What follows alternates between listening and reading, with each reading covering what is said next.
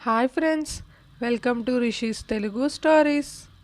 కాలం ముగిసిన మన బంధం ముగిన 22వ ఎపిసోడ్. తను ఒప్పుకోదు కానీ కిరణ్ చాలా అందంగా ఉంటాడు. ఫిట్ బాడీతో, 6 ఫీట్ హైట్తో, తెల్లగా ఒత్తైన జుట్టుతో, అందమైన మొహం, అంతకన్నా అందమైన అతని చిరునవ్వు. కిరణ్పై కోపంతో వాడు పెద్ద అందగాడా అంటూ వెక్కిరిస్తుంది కానీ నుదుటిన విభూతితో, మెడలో చిన్నవి కాకుండా పెద్దవి కాకుండా రుద్రాక్షమాలతో ధ్యానం చేస్తున్న కిరణ్ని చూడగానే ఒక్కసారిగా తన శరీరంపై గూస్ బంప్స్ వచ్చాయి. అతనిని అలా చూడగానే వాడు అనడం కూడా తప్పనిపించి అతను అని పలికింది. అరగంటగా అలాగే ఉన్న కిరణ్ని చూసి, ఇతనిలో ఈ కళ కూడా ఉందా, పోనీలే, అయినా నేనేంటి ఇలా వచ్చేసా, నానమ్మ వాళ్ళు వెతుకుతుంటారు అనుకుంటూ అక్కడి నుంచి పరిగెత్తింది మధు. నిమిషం తర్వాత కళ్ళు తెరిచి దూరంగా పరిగెడుతున్న మధుని చూసి చిన్నగా నవ్వాడు కిరణ్. మధు, ఎంతసేపు ఎక్కడికి వెళ్ళావు అంది జానకమ్మ. భువి ప్రసాదం చూపివ్వడంతో ఇదిగో అక్కడ కూర్చొని ప్రసాదం తింటున్నా అంది మధు తడబడకుండా. అవునా, ఎక్కడికి వెళ్ళకు చెప్పకుండా, అసలే ఇక్కడ ఏం తెలీదు నీకు అంటూ మధుని తన పక్కన కూర్చోబెట్టుకుంది జానకమ్మ. 5 నిమిషాల తర్వాత కిరణ్ రావడంతో అందరూ తిరిగి బయలుదేరారు. అక్కడ చుట్టుపక్కల గుడిలు దర్శించుకొని మరుసటి రోజుటికి ఇంటికి చేరారు. ఎప్పటిలా మధు తన చెల్లెలతో గడిపేసింది. ఇంటికి చేరిన కిరణ్, నేను వెళ్తా అమ్మమ్మ, ఆఫీస్కి వెళ్ళాలి అన్నాడు. కిరణ్, మధ్యాహ్నం నుంచి వెళ్ళు అంటున్న అశోక్ మాటలకి, లేదు మామ, ఈరోజు ప్రాజెక్ట్ ఎక్స్ప్లెయిన్ చేయాలి, క్లయింట్స్ వస్తున్నారు అన్నాడు కిరణ్.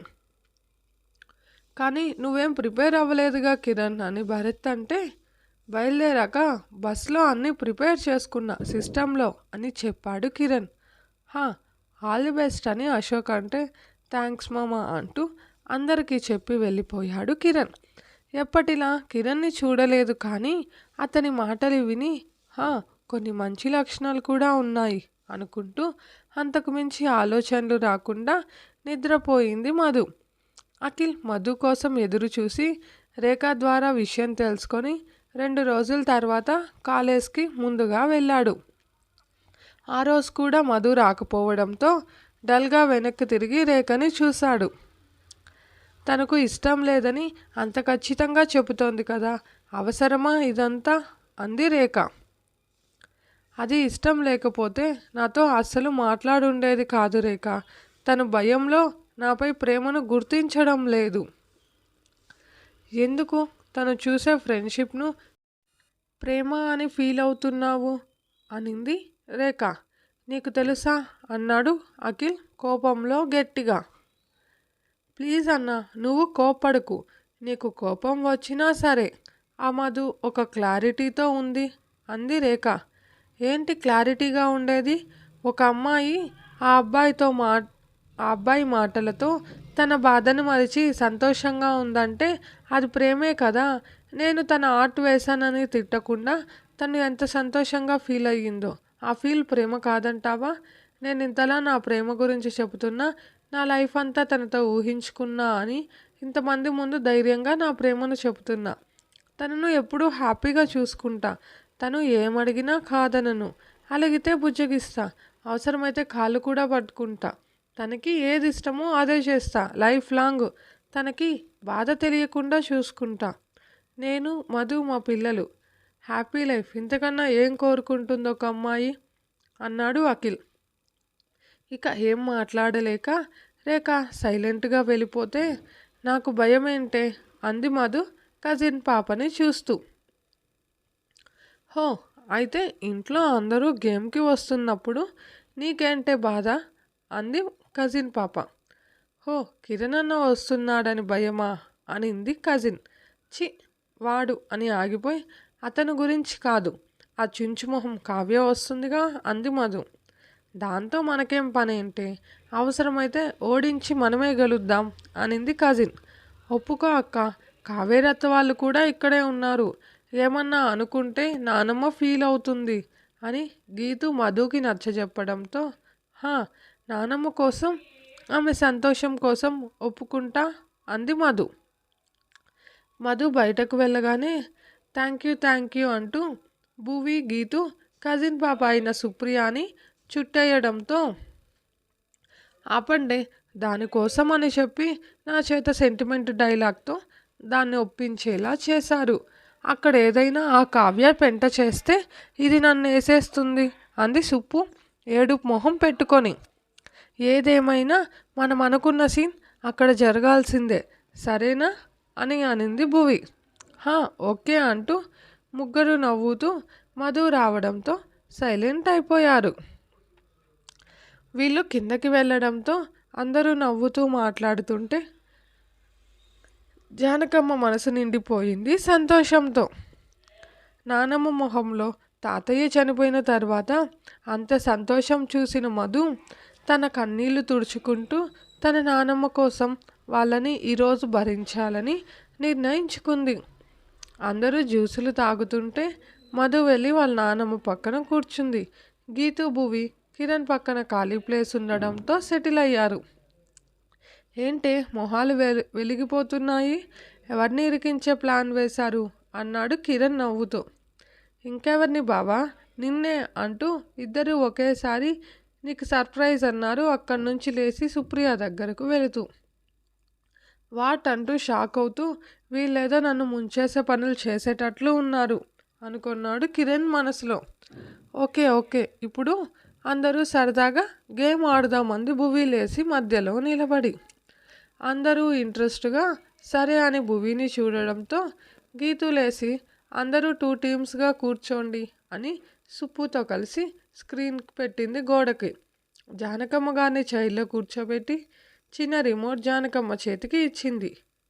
మధు అర్థం కాక చూస్తుంటే గీతు స్క్రీన్ ఆన్ చేసి ఇందులో కొన్ని క్వశ్చన్స్ వస్తాయి, ఎలాంటివి అని అడగకండి, అన్ని రకాలు వస్తాయి, మన 2 టీంలలో ఆన్సర్ రావాలి, అట్లీస్ట్ ఒక 2 ఆన్సర్స్, లేకపోతే ఇంకో టీంకి పాయింట్ పెడుతుంది, చాలా ఈజీ గేమ్ అనింది గీతు. అందరూ సరే అనడంతో జానకమ్మని చూసి అందులో నీకే నెంబర్ ఇష్టమైతే ఆ నెంబర్ నొక్కే అంది భువి. ఒకవేళ ఏదైనా క్వశ్చన్ చేయాలంటే అంది కావ్య తన డౌట్ అడుగుతూ. అందుకేగా నువ్వున్నావు అని గొనుక్కుంది మధు. అది విన్న గీతు నవ్వుతుంటే భువి సైలెంట్గా ఉండమని సైగ చేసి మీరు ఆ టాపిక్పై ప్రశ్నలు అడగచ్చు, బట్ అందరూ కాదు అంది భువి. మీ టీంలో సుప్పు అక్క, మా టీంలో భువి అక్క, లెట్స్ స్టార్ట్ అంది గీతు. కన్ఫర్మ్ నన్ను ముంచేస్తారు, అందుకే వెతికి మరీ ఈ ఆటలు పెట్టారు అనుకుంటూ గుర్రుగా భువి వాళ్ళని చూశాడు కిరణ్. జానకమ్మ బటన్ నొక్కడంతో మీరు ఎలాంటి భర్తను కావాలనుకుంటున్నారు అన్న క్వశ్చన్ భువి చదివింది. మాకు ఆ ఛాన్స్ లేదులే అంది అంజలి నవ్వుతూ. పర్వాలేదులే అత్త, ఇప్పుడు కాకపోయినా పెళ్ళి కాకముందు కొత్తలో ఏం కోరుకున్నారో చెప్పండి అంది సుప్పు బేబీ సుప్రియ. బాధ్యత అంది కావేరి. ప్రేమ అని మహతి అంటే గౌరవం అనింది కళ్యాణి. నేనేం అడిగినా కాదనకుండా ఇవ్వాలి అని నేను కోరుకున్నా అంది కావ్య. వెంటనే వచ్చిన ఆన్సర్స్కు అందరూ చప్పట్లు కొడితే నీకు తిండి పెడితే చాలు కదా అని మెల్లగా అంది గీతు. ఆ మాటలు విని మధు ధరణి నవ్వుతుంటే సుప్పు అక్క ఇప్పుడు నువ్వు చెప్పు, ఎలాంటి హస్బెండ్ రావాలని కోరుకుంటావు అని అనింది భువి. నన్ను ఇరికించారేంటే అంటూ కోపంగా చూసి చిన్నగా అడిగింది సుప్రియ. తిట్టుకోకు ప్లీజ్ అని మధును చూపించింది కళ్ళతోనే భువి. వాళ్ళ సైగలు చూసి కన్ఫామ్ అంతా పెంట చేయబోతారు అని మధుని చూశాడు కిరణ్. మహతి గారిపై వాలి నవ్వుతూ సుప్రియాని చూస్తోంది మధు. ఇక తప్పక నాకైతే కరెక్ట్గా తెలియదు కానీ ఇప్పుడు వీళ్ళు చెప్పిన క్వాలిటీస్ అన్నీ కలిగి ఉండాలి అని అనింది సుప్రియ. అబ్బో అని మధు గీతు భువి నవ్వుతుంటే ఇప్పుడు నువ్వు చెప్పవే మధు అని అంది సుప్రియ. ఆ మాట విని గీతు భువి సుప్పు వైపు చూసి నవ్వితే మధు బిక్కమొహం వేసి నాకేం తెలియదు అవన్నీ అని అంది. చచ్చింది దొంగ మొహంది, వీళ్ళు కావాలని చేస్తున్నారే పిచ్చి మొహమా, నువ్వేమో మీ చెల్లి వీళ్ళని గుడ్డిగా నమ్మావు అనుకున్నాడు కిరణ్ మనసులో. ఏం తెలీదే నీకు, నాకు నీకు ఒకే ఏజ్ కదా, మరి నేను చెప్పలేదా అని అనింది సుప్పు. ఇప్పుడు నువ్వు చెప్పకపోతే మాకు పాయింట్ అంతే కదా అంది కావ్య నవ్వుతూ. హహా, జీవితంలో అది తెలియక చేసినా మనకు ఉపయోగపడింది ఈ విషయం ఒకటే అని అనింది భువి నవ్వుతూ గీతుతో. మధు వాళ్ళ నానమ్మని చూస్తుంటే నీ అభిప్రాయం చెప్పు మధు అని అనింది కావేరి. జానకమ్మ అశోక్ కూడా చెప్పు అనడంతో నేను వచ్చే వాళ్ళపై ఎలాంటి ఎక్స్పెక్టేషన్స్ పెట్టుకోలేదు, ఇలాంటి క్వాలిటీస్ కావాలి అని అనుకోలేదు అనింది మధు. ఆ మాటకు సుప్పు భువి గీతు నీరు గారిపోతే చిన్నగా నవ్వాడు కిరణ్. కానీ నా అభిప్రాయం అన్న మాటకు అందరూ మధునే చూస్తుంటే మెడలో పడిన 3 ముళ్ళుకి విలువ ఇచ్చి 20 సంవత్సరాలు పెంచుకున్న ప్రేమలను, ఇష్టాలను, బంధాలను వదిలి కట్టుకున్న వాడిపై నమ్మకంతో వచ్చిన భార్యని నువ్వేదో గొప్పగా అందరికీ తెలిసేలా ప్రేమించక్కర్లేదు, వాళ్ళని అర్థం చేసుకుంటే చాలు అని అనింది మధు. అబ్బో అని కావ్య మూతి తిప్పితే సూపర్ అక్క అనింది గీతు ముద్దు పెట్టి. మహతి కళ్ళలో నీళ్లతో నా బంగారం విరా అంటూ మధుని హత్తుకుంది.